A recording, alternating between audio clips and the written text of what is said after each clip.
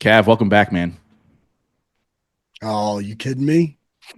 Well, I think this is number four. I think this is the fourth time you're on the show. I was looking back. The last time you were on was 2023, but the first time you were on was like episode 64.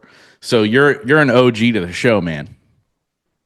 Well, I told you I wouldn't do it until you hit 50, so I'm glad you stuck it out. It's kind of worked out in your life. It's so funny because when I met you, I was just beginning. Like I was like 10 episodes in, and I was like, oh yeah, I'm a podcaster, trying to figure it out. And we just stayed connected, and obviously you've become one of my best friends and somebody I really look up to. And it's always like I love having people like you back on because your growth and evolution, even though you were impressive, 9 years ago, it's even more impressive now. And you've obviously changed course a little bit. You bought a company and you're blowing that company up sites at scale. Talk a little bit about that transition. What made you get into that world? Because you were the sports guy. Yeah, well, I still am. I don't forget. I still coach full time at the Olympic level and in the pro level. That hasn't changed. All I've done is basically teach taken the strategies and tactics that put our Olympic athletes on the podium and our pro athletes on the field with businesses, and I've helped businesses win through those same strategies. I think that there's an underlying truth of what the world likes to be a part of. And I think there's like sports, entertainment, right? And there's just like little things that we just know that people want, athletes long time ago wanted to be rappers, rappers wanted to be athletes and movie star wanted to be athletes. Now everyone's trying to be an entrepreneur and they're saying like, oh, look at me. So it's just this kind of like revolving cycle of people doing cool shit. And human behavior hasn't changed, no matter what it is. And I think that, there's a way to win that most people don't know. I mean, I think even when I go through like my Olympic journey, these are the best in the world. When I look at like my professional athletes, they're already the best in the world. The issue is what separates the best in the world from the winners. And that's what I've kind of figured out. And I just like, man, there's actually a predictable path to success in winning if you understand it. And most people grind through it and then they chase each other. But when you're chasing greatness, it's actually a completely different process. And in business, it's actually way more predictable because you're not running into as much talent, you're not running into as much other circumstances. There's models for it to be successful.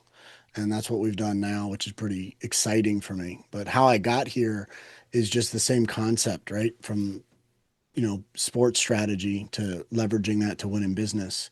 And when it comes to like the acquisition of like these companies, so I've kind of built and sold companies. I've never bought and rebuilt.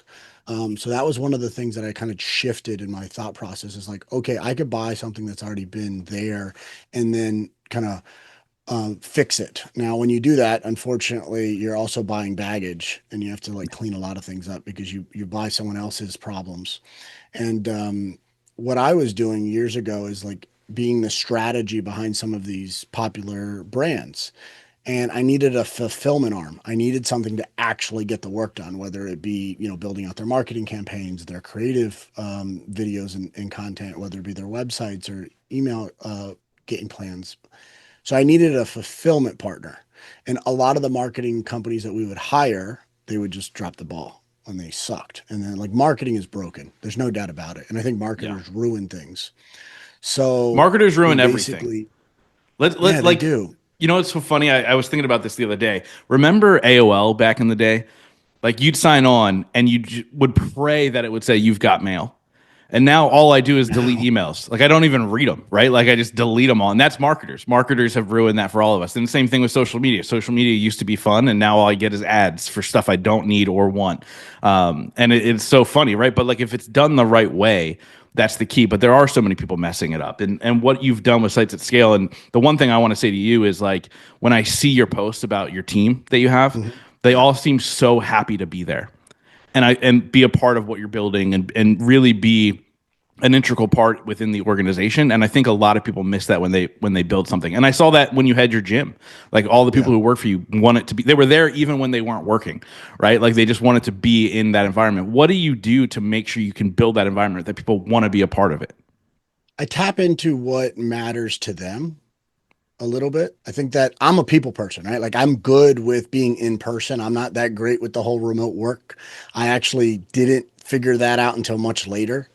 And we have a global team. We have an office in the Philippines that has, 80 people. We have staff on 3 different continents. And what I've done is basically taken what most people think about as a virtual reality environment. And I was like, wait, guys, we're not virtual. We're real humans. Trust me, these are not AI bots. So don't treat them like that. And sometimes it's actually harder because you have to like understand, like, man, people create problems. Yeah. Yeah. At least the machines listen to you. Um, but I'm better at the human element than I am at the process or the mechanics sometimes. And when I started to tap into what mattered to them, it started to actually grow. I mean, we've tripled in size as a company since, the original acquisition. And, as a business, we're growing at a really good rate, but we're also working with better people. I think that you're starting to see where like we're losing some of our older clients that just expected the business to be different. They expected to be like, oh, you're working, like you just do what I tell you to do. And it's like, well, that's why nothing's working for you. Like we want good partners. We want good people. We want people that have big visions and brands that we can make successful people popular. If you're the if you're the person you're pissed off at your competition that's getting more notoriety than you because you're better, like that's what we do. We make you being more seen than the competitor. But it starts with actually the people behind the computers caring about the work that they're doing. So there's like a team behind it. And I truly believe in that concept of together everyone achieves more. Like as a team, there's no I in team, but there's an M and an E, right? And it could be all about me, but it's about them as an individual contributor being valuable to the organizational's vision. And really what it comes down to is there an opportunity for you to create a pot that's big enough where everyone else's dreams could sit inside of that? And if you have a big enough environment for them, because they're not going to outgrow your environment, then you're good. And I will tell you a simple story that really kind of woke me up is, we had people that have worked for me in gym environments and coaching environments and consulting environments, but I was a really big stepping stone for a lot of people's careers. Like if they work for me, I'm not an easy person to work with. I'm hard. I have a high level of attention to detail. My expectations are standards that most people won't even meet if they got lucky. Yeah. So if they like were perfect on a day and they got lucky, those are my standards. And I'm a big believer of like if you execute practice on a regular basis at a super high level, what happens is through adrenaline, through pressure, through nervousness of being in peak performance when you're kind of at a really high level environment, when you drop down because you're not going to always compete your best, you're dropping down and you're still better than everyone else's. Because if you're expecting to compete at a level that's higher than your preparation, what you're telling me is you're saying, I want to get lucky. It's like, well, Yeah. that's not a strategy. Luck is a very important thing in business and in life, but that's not a strategy. So we create, our own luck by being more prepared. But in the past, I was a stepping stone for a lot of people's careers. People would come to me and they're like, if you had my name on your resume working for, an environment that I was in, those people knew they were getting a high level coach. They knew they were getting somebody with high levels of accountability, incredible attention to detail, problem solving skills, because I would drill that down, every single day, have those, kind of hard conversations and questions. And that was a resume builder for a lot of people. Today, we're a career destination. We're Mm. bigger than what the dreams of those individuals had the ability to think of. And that to me, I have a lot of pride in. And we've been in an environment where now people kind of come back around, And I used to, Gary V, which taught me so much about marketing because I had the chance to kind of spend time and him being behind my own Instagram, being behind my own, post to teach me from a strategy standpoint.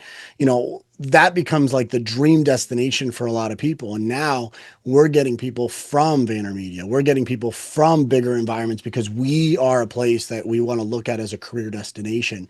That to me is probably something that I'm the most proud of. Yeah, it's funny you talk about Gary Vee, and the one thing that frustrates me a little bit about what he does is everything he puts out is the most basic. The content that he puts out is the most basic stuff ever, and I'm like, this guy he's a marketing juggernaut, right? Like he has literally built some of the biggest brands and helped people do so many things and really blow up their reach. But what he talks about is he's like, oh, empathy, and oh, go flip something from a garage sale, and I'm like, dude, like share. I want you to share the rest of the stuff. What do you think that strategy is that he does, where it's super basic on the forefront, but he's a working genius in the back end? Why does he do that? Yeah, I will be the first one to tell you. I think I've spent a lot of time with Gary, and I think Gary V is full of shit. Here's why. Because online Gary V, which the world knows, is cool and impressive. When you spend time with him in person, he is one of the most practical entrepreneurs and experts at what he does. Like he's a tactician. So I actually think he's full of shit in a good way, in the sense that if you spend time with him in person, he's 10 times better than he is online. Where in a world where we're stuck with gurus that when you kind of get behind the curtain, it's Wizard of Oz, he may be one of the very few that you get behind the curtain and you're like, damn, that's more impressive than what I came here for. And the reason why is because he is not just very practical, he's doing the work. And I think it took a little bit of time to understand this, but it's pretty much watch what he's doing, not what he's saying. Yeah. Because what he's doing is he's a really focused leader. You're hearing empathy, you're hearing hustle, but you're also hearing a singular message until it's drilled down into your head. And then all of a sudden you move on from it. And then once he's ready to move on from it, then he starts drilling down another singular message. Because if you start looking at the patterns of what he's done, it's from crush it to asking him questions to document, don't create, whatever these like core messaging, pieces are that are what you know him as, he's drilling it down into the market by actually doing it. And then once it gets old, he's then like, all right, I have this another message, and that's the only thing he's going to talk about for a very long time. And I think that's the genius behind it. It's this ability to stay focused as a leader. And then when you have focus, you don't need discipline. Yeah. I get asked all the time because of the people I've interviewed, like, what's the common thread? What's the thing that ties everybody together? What have you learned? What's the one or two lessons? And I rarely get to ask that question to somebody else, but you've rubbed shoulders with some of the greatest athletes, business owners, everybody from, Bill Goldberg to a number of NFL players. Like, what's the common thread that you see in those individuals that are the winners, the one percenters, the people who are overperforming other people, whether it be in business or in sports or whatever? Like, what's the common thread that people can learn from and go, okay, I need to do more of that? They have a high degree of delusion and yet a high degree of self-awareness at the same time. That's got to be hard to manage. Yeah, because it will make you go crazy in a lot of ways, right? Like literally, you'll see people that are like delusional about what they can accomplish, but then they're craving feedback for accountability. Most people that are at the highest level crave coaching, and most people that don't know how to win resist the feedback that hurts them the most. Mm. Yeah, and I talk about all the time. You're my bruiser, right? And people who are listening to the show, they know the five people. You're my bruiser, and you're somebody that I had to train myself not to avoid. Right, like when Pussy. but when you think about it, like when you and I connected, I remember a conversation we had where I was like, I don't know how I'm going to pay my rent, man. Like I'm trying to figure out this entrepreneur thing. I'm failing at it miserably. And then I had a conversation with you where I lost out on a potential client that would pay me $25,000 for the year, and I was bitching about it. And I wanted empathy. Right. And what you gave me was just facts, which is, dude, like 6 months ago, you and I were having conversations about how you're going to pay your rent. And now you're bitching about 25,000 that you don't need. that you're not getting, right? Just keep your head down and stay focused. And it was exactly what I needed to hear, not necessarily what I wanted to hear. Is that who you are innately, or is that something you had to like really learn how to be that person? I think it's both, right? My parents were very honest with me at all times. They were just like, "You suck today," like, "Look, you dropped the ball."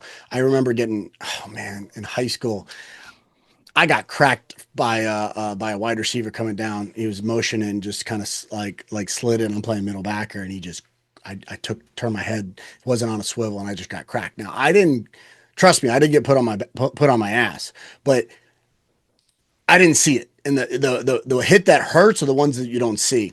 And I remember looking up at my stands, and my dad just goes like this. What are you gonna do? Like, it happened, and I'm like, shit. But and I remember, like, I think I missed two plays in a row just to go get my comeback on that kid, and I did.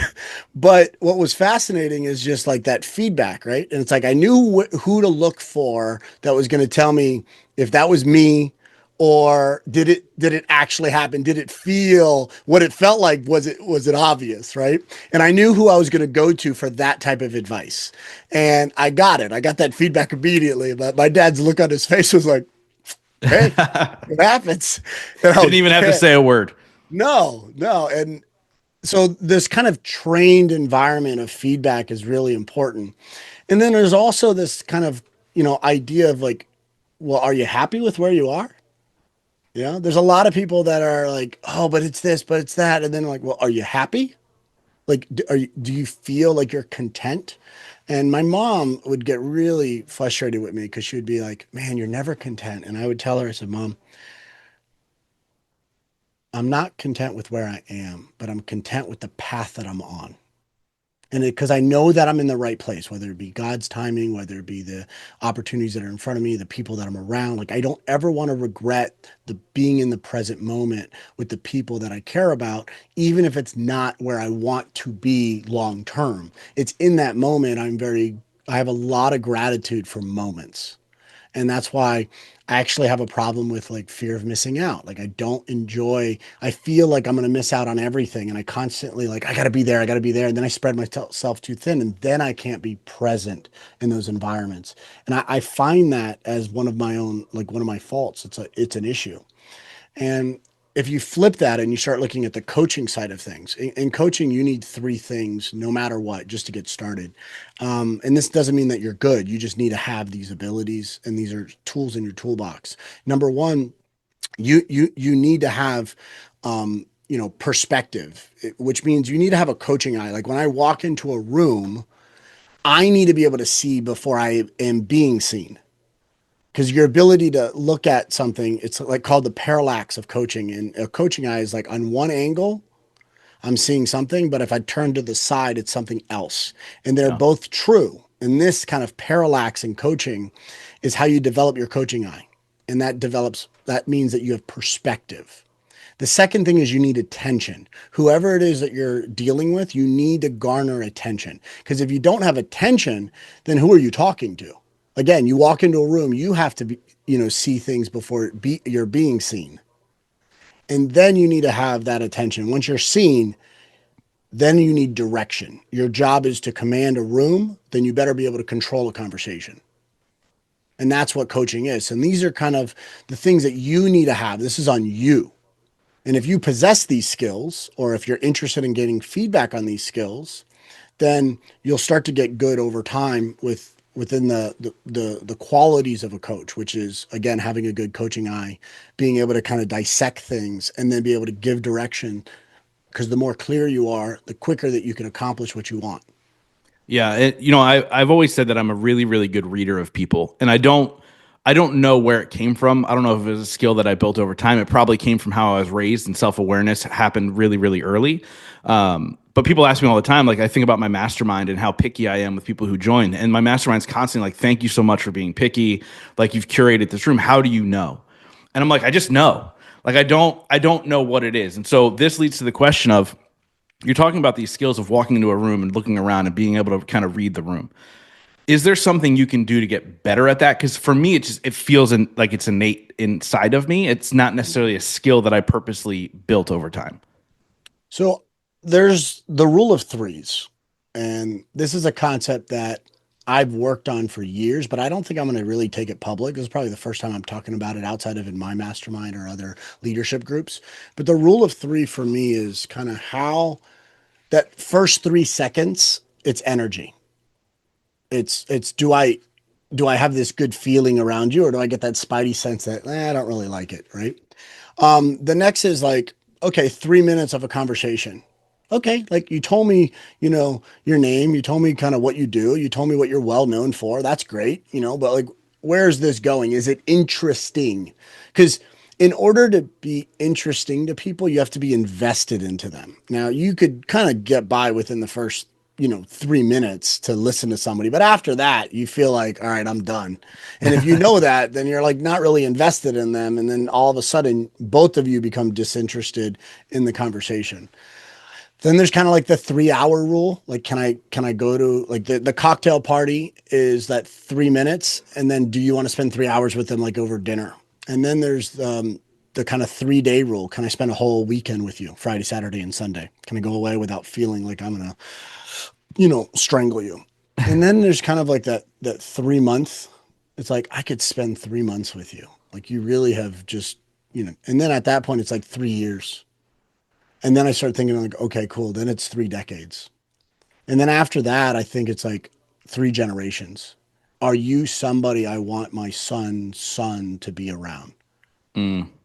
Because that's going to go beyond me and you, but that's going to go between the values that you share because that's attached to your legacy that you're building within your family too.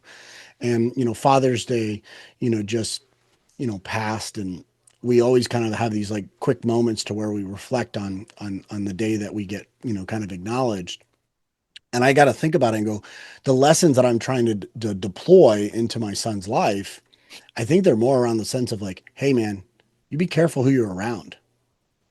And, look, I don't have the best hairdo, but you hang around the barbershop long enough, you're bound to get your hair cut. Your environment always wins. Yeah. And I think part of my job as a father is to teach my son how to curate in an environment to where the community helps him collaborate with what his goals are. And in order to do that, you better be able to read the room because they have their agendas and those agendas don't always align with yours. And I think that that's a big deal. It's a lot easier in business. And a lot of the things that I do with working with business owners is like filtering out the bad clients. Joe Mm. Polish, who's like one of the OG marketers, best in the world at what he's done. He's built a network called the Genius Network. The genius is not in the individual, it's in the actual network itself because the power of that room could do extraordinary things. But he's got this concept called elf versus half. And it's been probably the most profound thing that we've done inside of our business is we've tried to move towards an elf business instead of a half business. And elf stands for easy, lucrative, and fun. So that you have clients that are easy to deal with. They're lucrative, meaning they're very profitable, and they're fun. They're fun to be around. They're fun to do business with. They're fun to promote. Like I want to see you win because man, this is exciting about the business. Half means hard, annoying, lame, and frustrating. And if you have halves in your business, then if you have a half client, then you're going to show up as a half. So how do you filter them out? This by far has been the biggest kind of shift in 2025 with our company that has hundreds of clients is filtering out the elves from the halves. And if it weren't for Joe, really just nailing that down and saying, hey, you like pain, right? You like hard, annoying, lame, and frustrating. Or do you want an easy, lucrative, and fun business? Which life do you want? And I'm thinking to myself, I'm like, shit, that's a reality check. Because part of me is like doing the tough thing. Like I like to do the hard thing. But then you start looking at it and go like, I don't show up my best if I'm not working with the best people. Like I know I need to have high skin in the game in the world of athletics. I know I need to have a stake in somebody's business to like care about it. So as a digital partner in businesses, we want to be like, what is your vision? What are you trying to accomplish? What good are you doing in the world so that we can actually promote it and make sure that you're seen versus your competitors? Yeah. I mean, I think the greatest moment in my entrepreneurial journey was when I got to a point where I was making enough money that I could fire clients. Like I was Mm. like, I just don't want to deal with these people anymore. So I'm just gonna cut off the ties because they were those annoying people, right? The halves. And it makes life not enjoyable. And you know me, like I filter everything through fun. Like anything before I do the next thing, right? Whether it's an event, the mastermind, etc. I ask myself, will this be fun? And if the answer is no, I'm not doing it, right? Like I enjoy everything that I do in business now because I've made those types of choices. How can you do that right off the bat when you're needy, right? Like, how can somebody who's just starting out, who needs the money or needs that client, how can you be tactful enough in the beginning to build it doing the ELF method?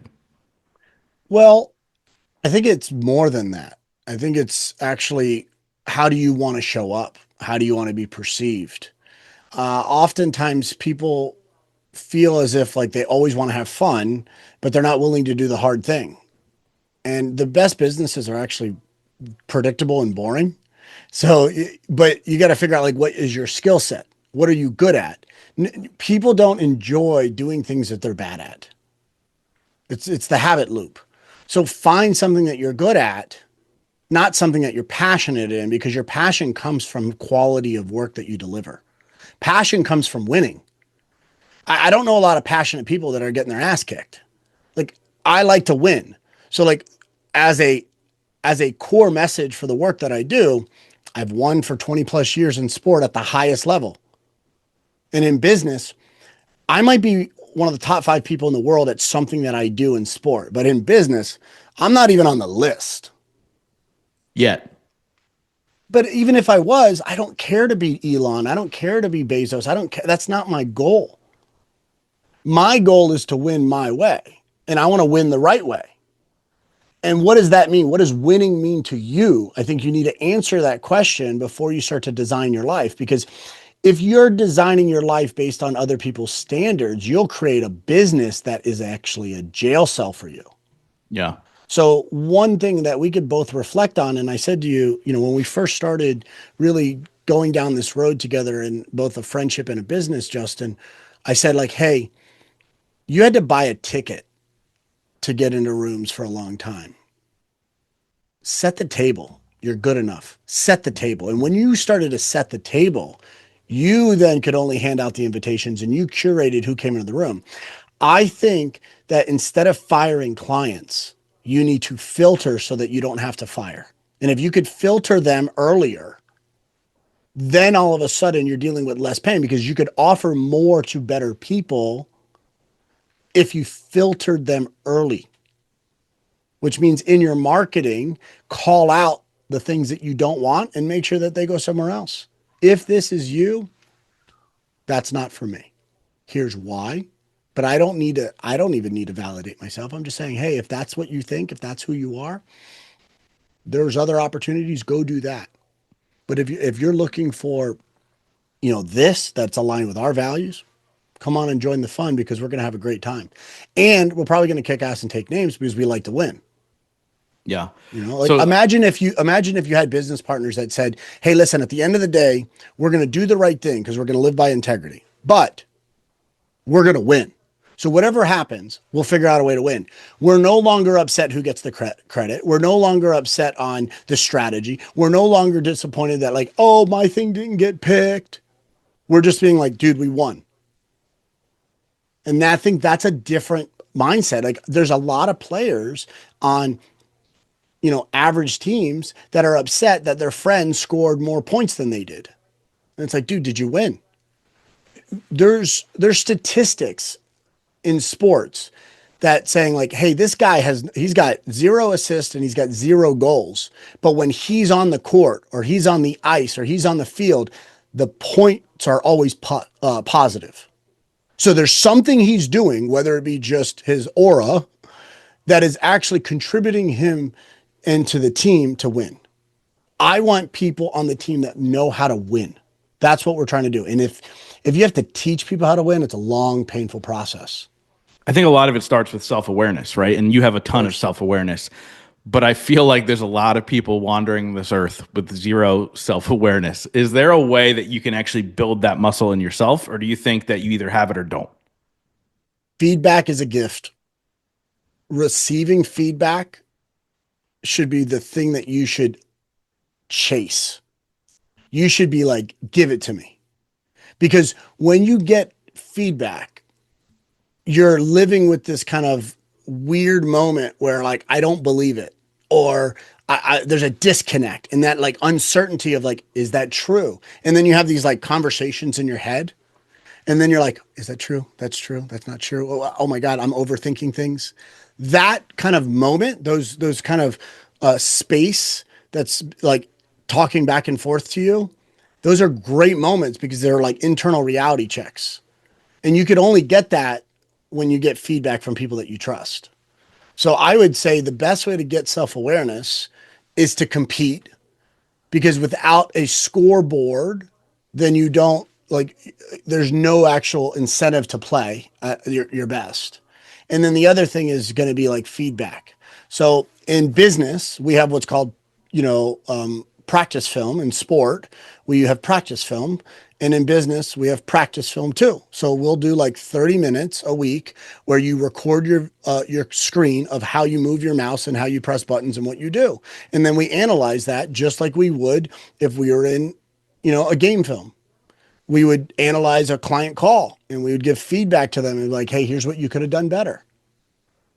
Because that feedback is a gift. But if you're not used to receiving feedback and you become sensitive, Justin, you used to be very sensitive. Okay. I feel like you've beaten it out of me though at this point. A little bit, right? And yet you've also given me a lot of feedback around, hey, it's okay to celebrate some wins. You've also given me a lot of feedback to say, hey, look at the good work you're doing. Stop focusing all this stuff because you got a lot of negative energy in your life. You got a lot of hate. Like get over that a little bit. Oh, okay, cool. Because you've seen that kind of stuff swing and you've helped. And that comes from someone like, number one, if I'm going to give it to you, I got to be able to receive it. And when you start looking at feedback as a gift, you start thinking to yourself, like, man, that person cares about me. But most people are not coachable. I would say the majority of people in business are not coachable. And the ones that are coachable get better. And the ones that get better have opportunities that are beyond what they initially came into the world with. Something you and I have done very, very well in our life is surrounded ourselves with the right people, right? We built our circles very intentionally. We're really, really picky with who we spend that time with. You talked about the rule of three a little bit. How, I want to ask you a question that people ask me all the time. How are you able to build these relationships with high touch people, meaning a lot of people want their attention? A lot of people want to spend time with them. A lot of people want to be their friend, because they're operating at such a high level. They're the best of the best. They're the go-to people. How are you able to build real strong relationships where your sounding board is one of the best in the world? Mm. A lot of times people think like you got to be valuable to people. And sometimes the value is different than what you think it is. Um, I have friends in my life that are not entrepreneurs. I have friends in my life that like enjoy their life. They're not like you're like high pace go getters. Let's rock and roll. But man, their integrity, their character, their energy is solid, and I want to be around people like that. And there's this kind of sense of like pride that I have relationships with people that are high performers and people that are high achievers.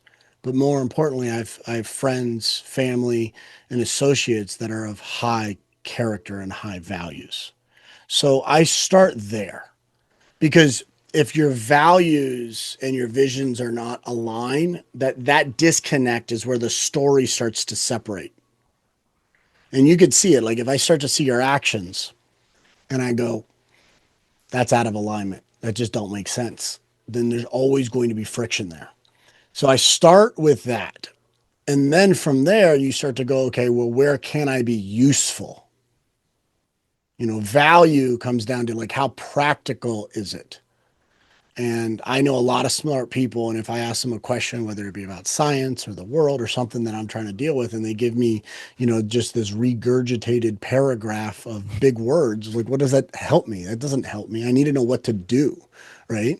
So you figure out a way to help somebody with where they are, you immediately make an impact.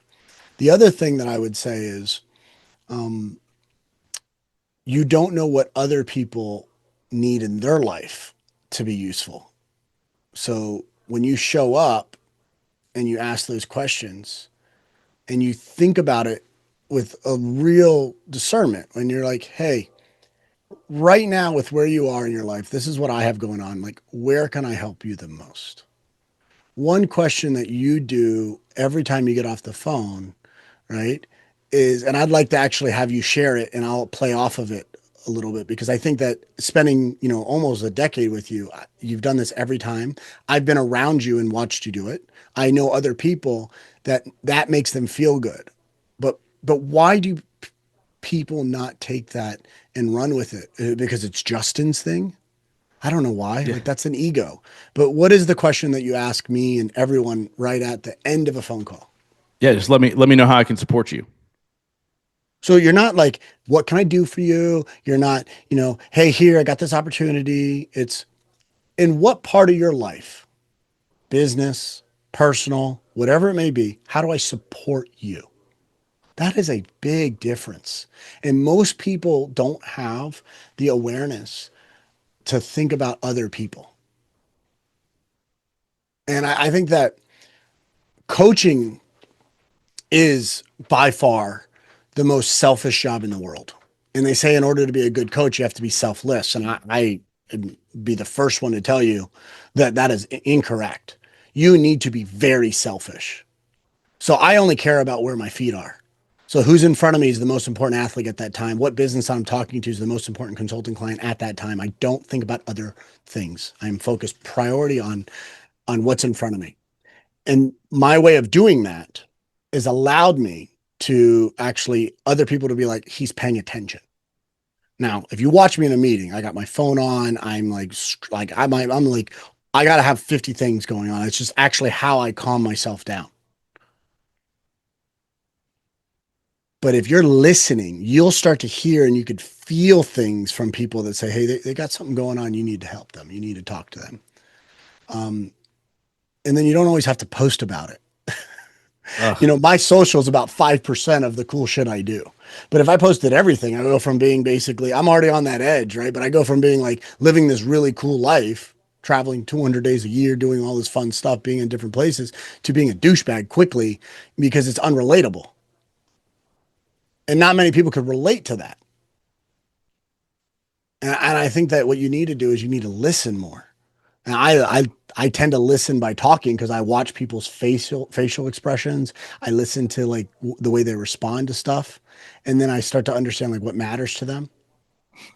Yeah, it's so funny because because you don't post about it, I forget you're traveling all the time.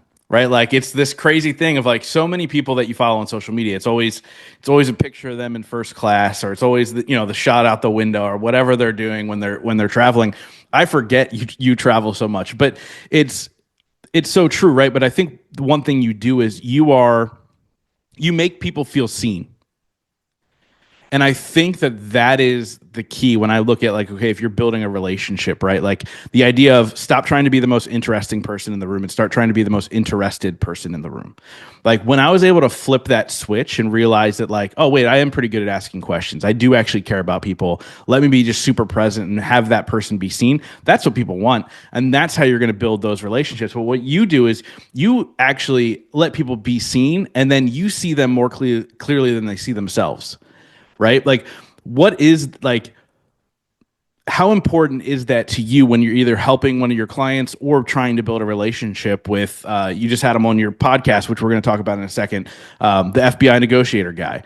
Yeah, Chris Foss. Yeah. Yeah, Chris Voss, right? Like, how are you able to have those people be seen in a different light within a 30-minute conversation? I think it's part of my job as a coach. I have to see them beyond the way they see themselves because we're not going to achieve anything great if we're limited by that person's thinking. It's really important for me to, always kind of like coach to where we're trying to go. So there's a gap every day and we're just trying to close that gap, but we got to coach to where we're trying to go. And I've never stood on the podium at the Olympic level, but I've also never came home without a medal as a coach. So you got to ask yourself, like, all right, is your goal to be recognized or is your goal to be a part of a championship environment? I like to win. That doesn't mean that I have to get the credit. You got to ask yourself a very important question. Is the intention change or is the intention credit? So when the goal is change, then you don't care who gets the credit. And that's how I kind of speak that into existence with our current clients. So when you think about an athlete's story, they need to actually start to run this play in their mind over and over again of them winning. This is who I am. When I show up, I'm that type of player. I'm a great teammate. I'm the guy that's like dapping my guys up when I score because I see that, hey, you're the one who passed me that rock. That's who I am. I speak that into existence. I'm someone who gets out of I have the fastest reaction time and I get out of the blocks. I keep my head down. I stay in my lane and I go full speed. I know that I'm going to finish the race. Like the self-talk of Olympic champions needs to actually be so clear that you could visualize it. And we do this with athletes all the time. And this is how we get them to win before they even compete. So when we start talking to business owners, they're these experts and they tell me like, well, what I do is so unique and like it's so different. It's like, well, like if it's that different and you haven't made it yet, then I want to invest in you so that one day you're a bazillionaire and it works, or you're wrong. So, which one is it? Because the person who's the clearest is the more likely one to actually win. And if I'm trying to create an athlete's image of themselves to be so clear that it's crystallized in their mind that they could say it to other people and then you could picture it. If I do that with a business owner, immediately the right people are going to be attracted to that business. Immediately that business is going to stand out amongst the rest of the competition. And immediately that business is going to be able to hold a higher value so that when clients show up, they almost show up more prepared because they don't want to miss this opportunity. And they're doing better business with bigger people that are the right fit for them. And I think it starts with the alignment of their values. So every business needs to have an origin story, a mission, vision, and values. What are your highest priority offers? Like what is your servicing? We build a website and every web page that we build has to have these 5 P's, right? It needs to be like, what is the problem that you're solving? What is the product that solves that problem? What is the promise that if you use this product to solve this problem, you will end up like this? What is proof that we could do it? Here's evidence that we could do it. And the 5th P is the process. Here's how I take you through the step-by-step solution to get you to where you want to be. That's now that we're talking now that we're talking about that, what does that look like? How can somebody work with Sites at Scale in order to help build their brand to the next level? Yeah. So, I mean, look, we have 5 core products in our business, and that's what we focus on. So we do web design or like brand design. So we'll take your brand identity and turn it into something that is a polished vision for what you want. And we're going to make sure that's relatable in so many different ways. So it's like a great brand design. We then, build amazing websites. So building a website, there's 3 big components that you need to have. You need to have SEO so that people know where you are. It's like an address. You need to have CRO, conversion rate optimization. When you get on that page, the right person needs to convert. And last, you need to have UI UX design. So the user experience and the user interface needs to align with the type of person you have. Right? We all like Apple phones because it's so intuitive and clear of what to do. There's no thinking. You're removing friction. And that's what your job is you want to attract people and remove friction out of your business.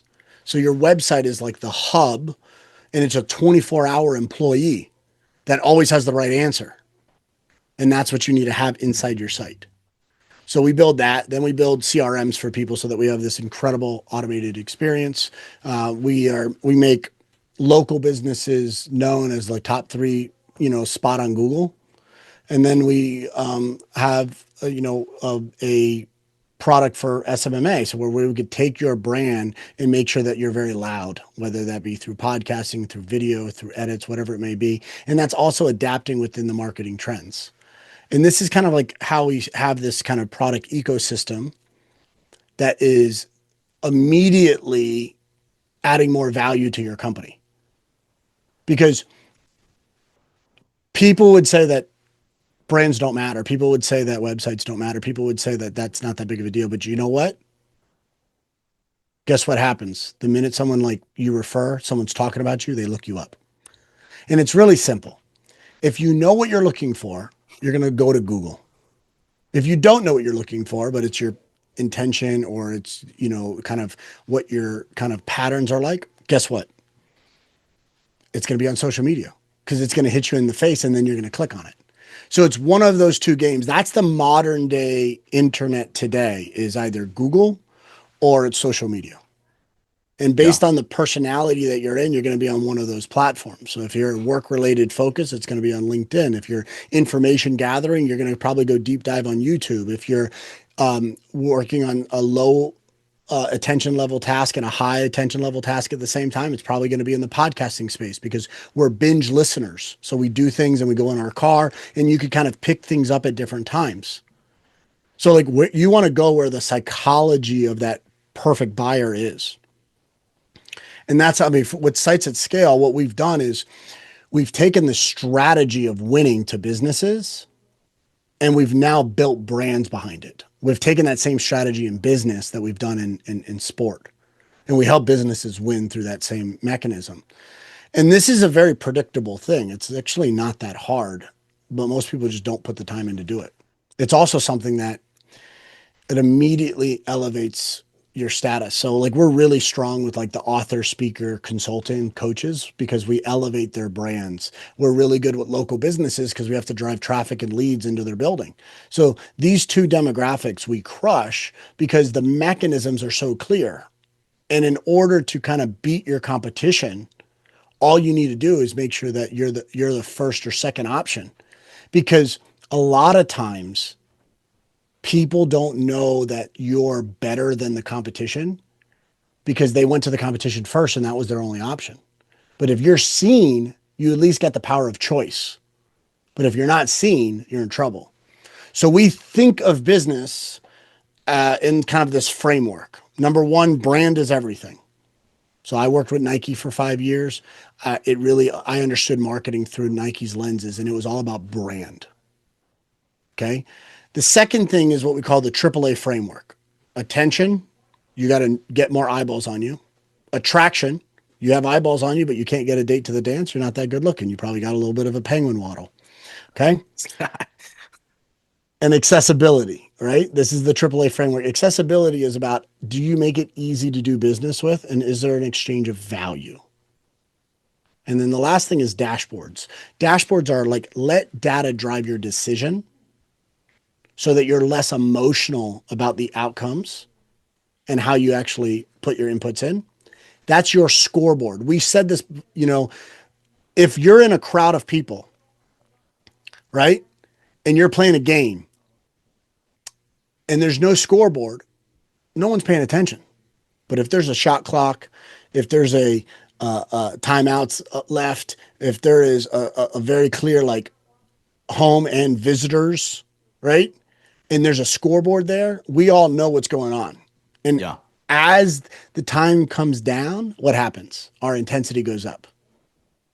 I look at the shot clock, I look at your scoreboard and that time on the clock as kind of like your personal driver.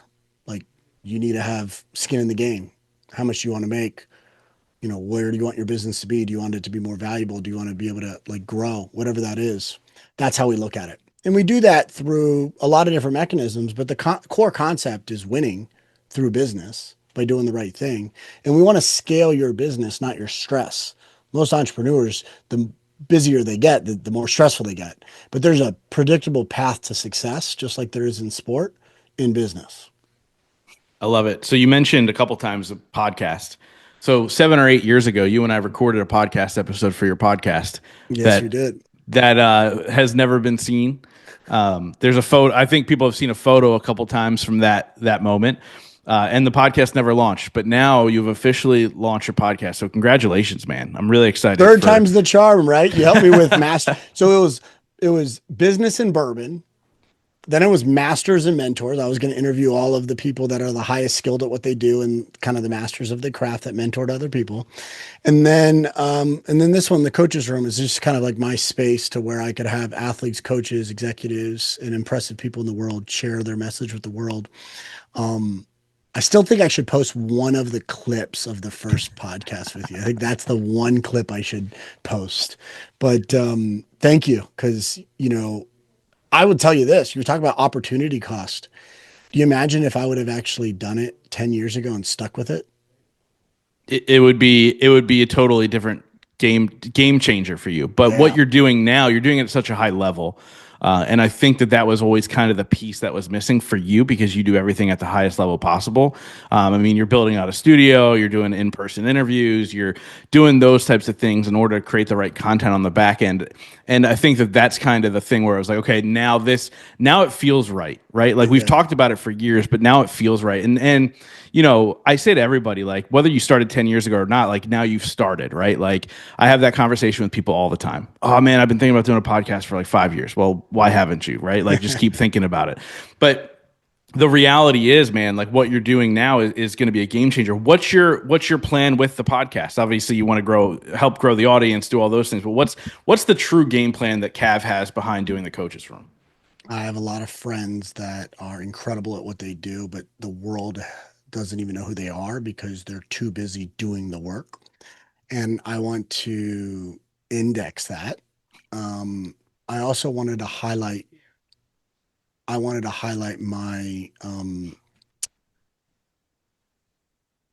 my life's work through the lens of others by way of documenting it because I think that we're going to lose some people, just the part of life, and I want to make sure that the right people get seen. There's too many douchebags that get recognized for the wrong reasons, and I commend you for having a great filtering mechanism, um, knowing how to set the table with the right people, invite only environments.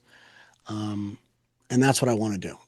I believe that if the result would be the same if I'm not in it, then why even do it? But I know that the environments that I'm in, I change the outcomes, and that's what I want to be a part of. So I want to say thank you to you for that because everyone needs a kick in the pants sometimes, and you did it for me. So I appreciate you. Yeah, dude, it's going to be a fun journey to watch the content you put out, and I've loved it already. You've had some incredible guests right off the rip, including your business partner Kane, and then what I always Chris forget his Voss, name, yeah. Chris Voss, Yeah, and I I'm was super impressed with Chris. I've been able to spend a lot of time with him over the last, I guess year or two, and he's more impressive. Again, more impressive in person because he's just intentional, right? I think people that are intentional, there's no hidden agenda. Yeah. Yeah, and unfortunately in this space there's a lot of hidden agenda. And I think that Yeah. that's helped my filter a lot. Like if people reach out to me, I'm like, what are you trying to get? Right? Is it a spot on my podcast? Is it speaking at my event? The worst thing ever is when you announce you're doing an event and you get 47 messages from people, all from people who want to speak at your event. Hey, And I'm you need like, speakers? yeah, dude, like, oh man, I would love to come and speak to your audience, right? Like what people don't realize, and I'm putting this on the record now for people listening. before I ever announce an event, my speaker lineup is locked in. Like this is all done So on true. purpose. It's all done on purpose. Very intentional with who I have there. But I always say like the power of being in the room. Like I can't tell you how many people attended my event in 2019 who have ended up on that stage in some way, shape, Yep. or form. Mhm. Or people who, I mean, you obviously you're a two timer, right? You've spoken at the event twice, and I always said I would never repeat speakers, but you're that damn good that we had you again. And you mentioned earlier about never being content.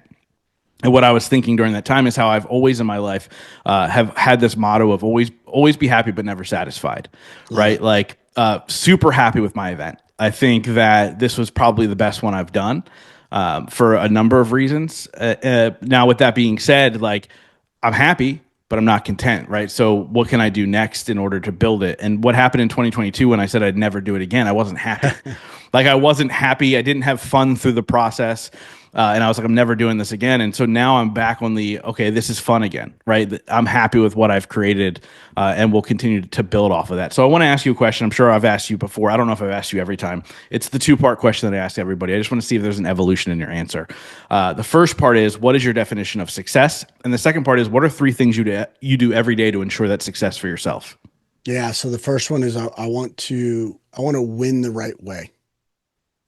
That's the first thing for me. Definition of success for me is like win the right way. Show my son, show my world that you could win with integrity. Um, I give the same answer I think every time, which is my power five, right? And that is, I believe that you got to stay sound with them. But number one is, I gotta read. I control the news that goes into my brain. No one else does. I'm not turning on World War III and looking at it and then letting that get into my head. So I read. Number two, I gotta write. I believe that there's a lot of value and a lot of power putting pen to paper and using your hands. I think that you don't want to lose that skill. Number three, I forget to eat. So if I don't, like, I'm a big boy, but like I like to eat, but I'll forget to eat, and I got to make sure I feed my body. Number four, I got to move. All right, it's a lot easier to keep an old hinge greased than let one go get rusty. So move your body. And then number five, you got to pray. I believe that there's a higher power, and I think that you need to show up as in a higher purpose, and you can't do that unless you have conversations with yourself and ones above you. I love it. So I wrap up every single interview with the same question. But before we get there, how can people find you, follow you, listen to the podcast? What's all the good information? Yeah, most elite athletes in the world. I really don't have a lot of opportunity to work with them because we curate the right group and we have enough there. But if that's of an interest and there's any way that I could help or at least refer you to the right coach, I work with people that are, getting that they have skin in the game. They're ready for world championships. They're running for title runs. They're trying to go for Olympic medals. AthleteHQ. If it's a business, if you're a small business owner, if you have a brick and mortar, you need more leads, you need to build a brand. If you are an author, speaker, coach, and you want to blow up where you are and make sure your message gets heard, and you want to align your story with your values and make sure that that is the right people, and you could bring those elves into your business, sites at scale, and we could definitely help you because that's what we do every day. We love supporting local businesses. We believe that small businesses are the lifeblood of a community. And as we support them, we serve our mission. I love it. Like I said, I wrap up every single interview with the same question. You've had this question multiple times, and that is in your life, what has been your biggest moment of growth? Uh, Man, it changes every time. I think when my son was born, has without a doubt, I think that will still be the biggest milestone because it was when you have this belief in your mind of how you are, yet there's a feeling that is new that God puts in you and you didn't know it existed. And it happens after, you give life to this world. And I think that's the funnest thing ever. So thank you so much. Yeah, man. Cav, thank you so much for coming on and as always sharing, man. But more importantly, thank you for your friendship. Thank you for showing up. Thank you for being there for me when I need you to be. I feel blessed and honored to have you in my life, man. So thank you. Thank you so much, man. Appreciate you.